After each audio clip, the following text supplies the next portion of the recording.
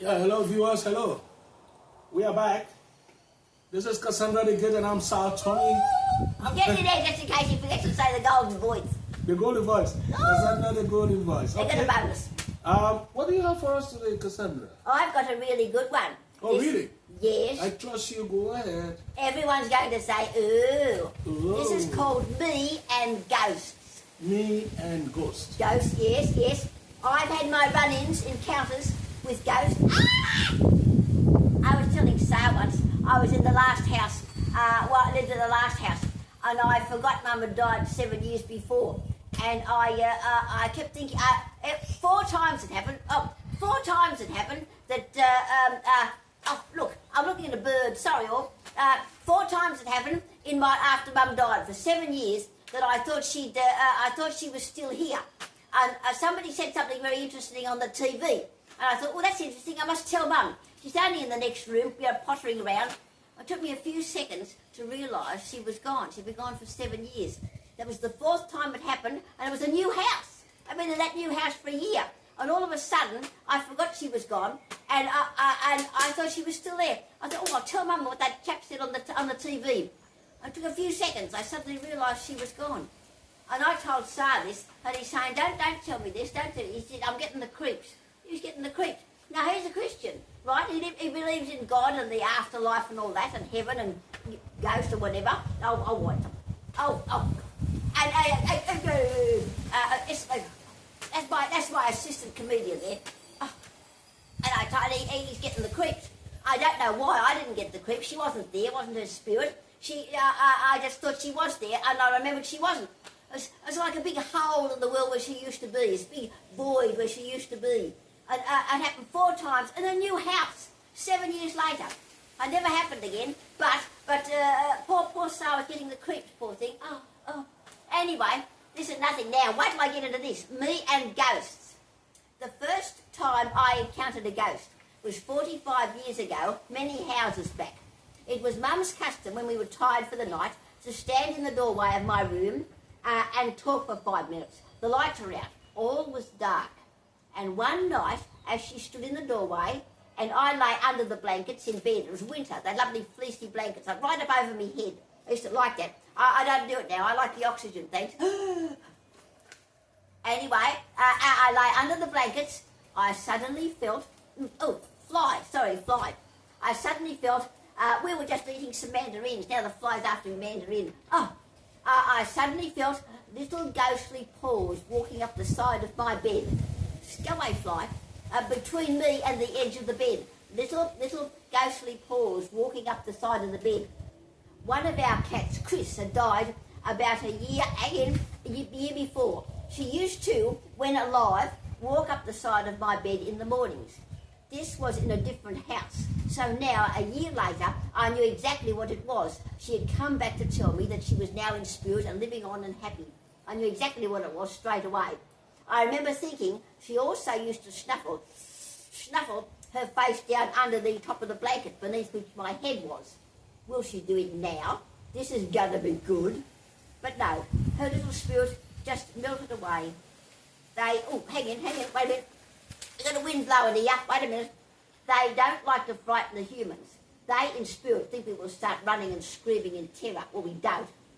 The next night, or the night after, it happened again. I felt it again. And that was it. She never came back again. I felt it. Mum wasn't talking about it. We weren't talking about the cats. I wasn't thinking of the cats. Thinking about anything or Chris. And I felt it. It wasn't suggestion, what we were talking about. She just come walking up the bed. And the next night or the night after, she did it again. And then she never came back. She'd done what she wanted to do, tell me she was in spirit and she was happy and she was living on. I was not frightened. Hang on, wait a minute. Just surprised, as one would be. I never did tell Mum. How do you say, oh, Mother dear, our little cat who died 12 months ago is now walking up the side of my bed. So Mummy never did find out. I never did tell her. I never thought to tell her. You don't say that, twice. Anyway, now, that was the first time for ghosts. Now, the second instance was, Mum once, sorry about this, but the wind's blowing everything. Mum once said the spirits of people who died hang around for a week and then they go up to heaven. She never said anything like that before. I never said anything like it again. I didn't know how to respond to this, so I said not a word. Exactly 30 years after she said that, my cat Shorty died. Hang in, wait a minute. It was Shorty's habit to sit in front of the door leading into the front room and wait for me to open the door for her, go to the lounge room. When she died, I lay her little body on some newspapers in front of that door. I was going to bury her in the backyard. I was going to put a little... Oh, there's a plane going over. Well, it's not the wind, it's a plane. I was going to put a little cross on her grave. And I was going to dig a hole in the backyard. And I couldn't do it because it was a boiling hot day. The ground was made up of little pebbles, little teeny rocks, little pebbles. And all I had was a trowel, the other little trowels, and I couldn't dig a hole in it. I kept putting buckets of water on the ground to stop it. And I got half an inch down, half an inch in half an hour. The sun was coming overhead, I was boiling hot, I had to stop. I gave up. I was going to, if I had a shovel, it would have been right. Shovel, I would have been, it was so annoying. I wanted to bury her in the backyard. But I just had to put her in a garbage bag and put her in the garbage. Sorry, Shorty dear. Anyway.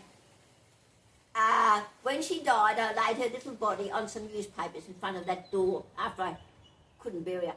I had pet mice in cages. The cages were on a large table near the door. The mice were used to see Shorty sitting there waiting. A week after she died, a Wednesday, and this is the next Wednesday, I was sitting at the end of the table furthest from the door. I was just doing some writing. One of the mice, Stephanie, was sitting on the top of her little mouse house on a half shelf in her cage, at the end of the table nearest to the door. I was writing a story and I just happened to look up and saw Stephanie do a double take. Double take, you like that? That's a double take. Hang on, wait. Oh, wind, somebody. Flies, wind. Who's ever seen a mouse do a double take? She'd been preening herself, preening herself when she happened to look at where Shorty's body had been a week before, in front of the door. She just sat staring at the spot. She went like that, and she just stared. She was frozen, immobile. She just stopped. I was going to say something. Oh, yes. They were wild mice. I had about 9 wild mice because I had mice in the house, and I wanted to get rid of them, as you do, and I got some poison. And I also had rats at some time, and the rat was lying under the sink in the kitchen, and he was kicking and screaming in pain. And 2 days it takes them to die. You're gonna feel sorry for animals like that in laboratories when they're testing all the poisons. Oh God, how they can look at that I don't know. But I could hear him kicking and stomping and screaming. And I couldn't ever do poison again. I can't kill anything with poison. And they suffer agony for 2 days. I can't do it. But anyway, she was a wild mice, and I saved them. I saved the last ones. And she had all the wild wits about her, mind you, all the wild wits. She wasn't a little tame pet shop. You can pick them up on the tail of the pet shop ones. They don't even care. These are wild mice. I could feed them through the bars. I couldn't put my hand in. I couldn't pet them through the bars. I couldn't put my hand in the cage. But they knew, they're very clever, they knew I couldn't get them through the bars. I'd feed them some little things through the bars. They were very clever.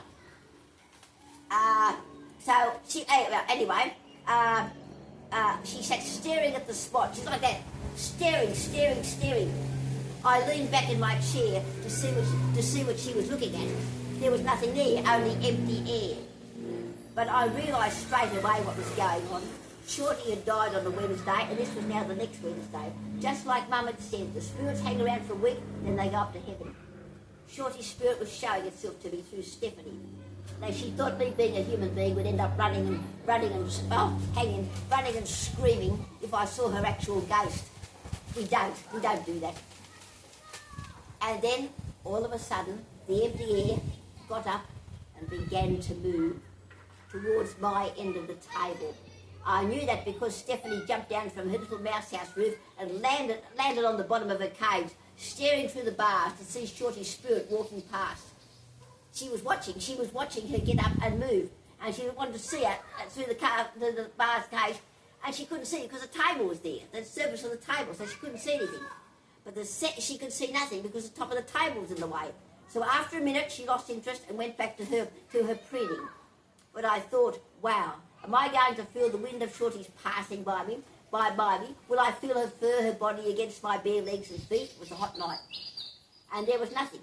She let me know that she was all right and she was content. Thank you, Shorty dear.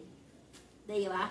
I saw her through Stephanie. I just happened to glance up and she saw, oh, I knew what was going. I wasn't scared. I just, I wondered if I'd feel her hair brushing against my leg. But no, she just wanted me to know that she was there and she was all right. She was living on and she went up to heaven, I guess. Well, all right. What else was there? Oh, yes. Right, again. Oh, you can take them if you like, I suppose. Finish? Yes, that's all finished, that one, yes. All right. Thank you very much, Cassandra.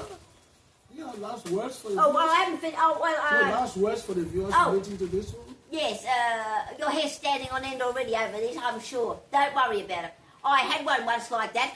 You know when your hair stands on end? That's a true thing. It's called the reptilian gland. Isn't that funny? Reptiles, snakes and lizards, they don't have hair, but they call it the reptilian gland. Your hair stands on end when you get frightened. When you get frightened of something like supernatural. I was standing in a darkened room, and one of our other cats, I saw her on the floor in the darkened room, and I just locked her in the other room. I locked the door. I thought she's come through the door. She's dematerialised. And she's come through the door, and she's materialised on the other side. And my hair was standing on end. Oh, a terrible fright. But you don't run and scream. You stand there, madly trying to figure out what happened, what it's all about, trying to rationalise it, that it's not really happening. And it took me a minute to realise it was the cat scratcher. You know the cat scratcher? They have a scratch, the cats. It was the cat scratcher on the floor in the darkened room. I thought it was who was that? Oh, Flash, my little Flash. It wasn't. The only time I really got scared, it wasn't a ghost at all. There you go. But a real ghost, you don't get scared at all. So if anything happens like that, I read things like that, They say touch like that. If you lost someone and you suddenly feel something like that, it's probably them coming to tell you they're all right. So don't get frightened. It's probably your loved one coming back to tell you they're all right. All right, Cassandra, thank you very much. We're going to go and leave it as it is for now. Thank you, viewers. Goodbye.